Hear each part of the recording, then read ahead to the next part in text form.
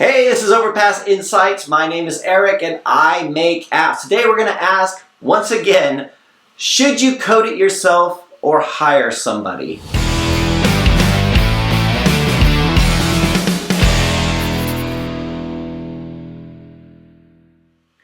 Alright, so today I want to answer a question that came in last week from Dwight Schrute, although I don't think it's the real Dwight Schrute. Dwight says, should I work alone or have people work with me / for me?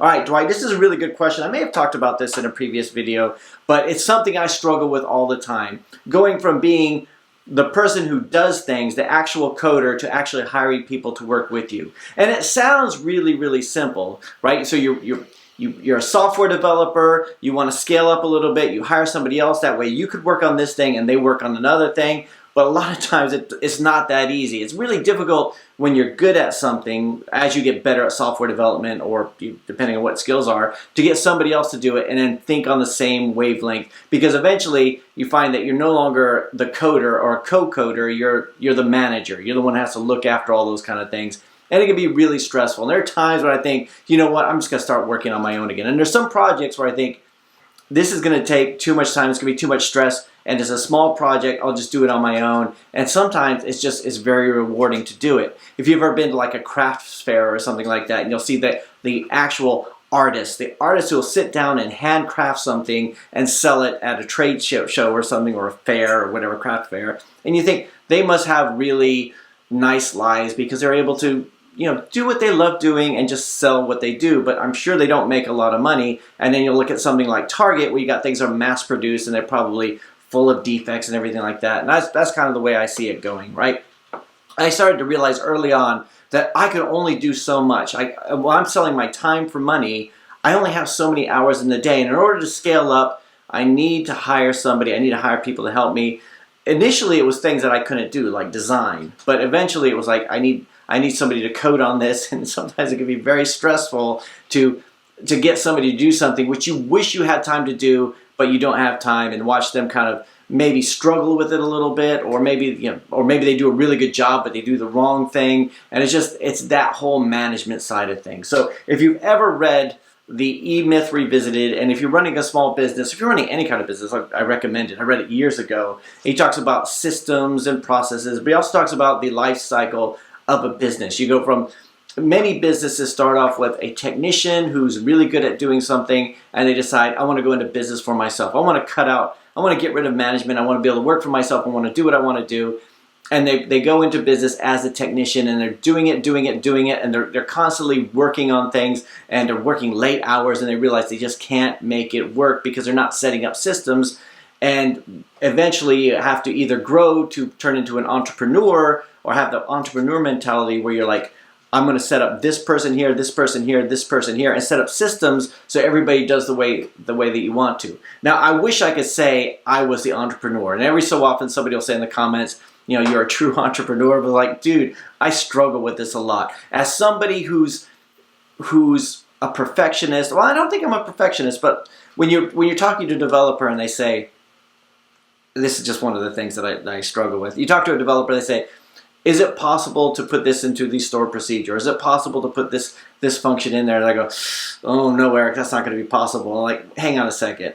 I know that it's possible. I could do it, but and it's just doing all that. So it's difficult if you actually know how to code, and then you start hiring people, because it's difficult to watch somebody, do something that you're really good at, and they may not be as good at it. And that's something I had to accept, right? If you're running your own company, you're building your own software, and you hire somebody else, you can't expect them to come in with the same enthusiasm about it, the same love of the craft, the same love of building it as you have, because it's yours, it's your thing, right? And I've worked for lots of small businesses where the owner was like, I think he was kind of annoyed that I wouldn't stay till 10 p.m. with them, although I would stay a lot later than I would. But ultimately, it's not my company. They hire me for my time. I go in there, do it. And if you hire somebody, you're hiring from their time, you're hiring them for their skill, but it's still all on you. So it's always a difficult thing. And I talk to lots of developers who say, I'm just going to do it myself because I can't find anybody good, or I don't trust anybody, and I totally get that, right? Because I struggle with that all the time, finding the right people, getting the right things done. But ultimately, if you're going to scale, you're going to have to hire somebody. And in some ways, some ways I think I would have been better off if I didn't know how to code, or if I slammed my fingers in the drawer so I couldn't code anymore, because then I wouldn't tinker with things anymore. I would just say, ask a developer, is this possible? And they say, no, it's not possible. I go, okay, I'll tell the client it's not possible, but I just can't do it. There's something sad about seeing other business owners who just look at people as a resource. I'm going to hire this resource here and that resource here. I'm going to make them do this to make them do that. And then when the developer tells them something's possible or not possible, or will take 6 months to do instead of 2 days, right? It's kind of sad that they don't know otherwise. But so I think you should learn to code.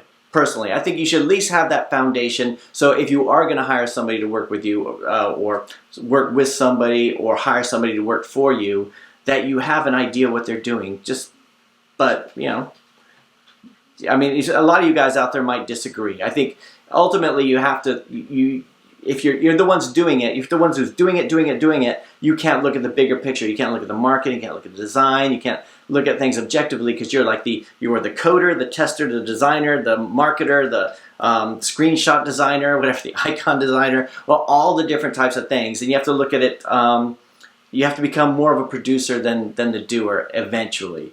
I think of it a lot like a movie. Like some of the projects we've done, I've been very much too active in it. I was doing a lot of this stuff myself. And some projects we've done, I've been like the producer. I'm like, I'm going to get this designer because she's really good. I'm going to get this developer because they worked on a previous project. They're really good with that. I'm going to go to Upwork. I'm going to get a person with this other skill that we need. Maybe it's a translator or whatever. I'm going to bring those people in. You just bring in the right people in and producing the application and delivering it. And that's still very stressful. You just have to make sure everything gets done on time. And there's always a problem. There's always something that comes up. Eric, we're having a problem with this. Oh, what is it? What is it? But, it is what it is. So anyway, let me know what the rest of you guys think out there. Do you think it's better to hire somebody to work with you or to do it yourself? And I think if you're a true craftsman, if you're a true coder, then you might think, you know what? Yeah, it's better to do it myself because I know it's going to be done right. I know it's going to be tested well. I'm going to know all the little bits of the code, and there's a lot of value in that. But then you have the problem of scale, and it's always going to be there. So anyway, put in the comments what you guys think, and that's it for today. I'll talk to you guys again tomorrow.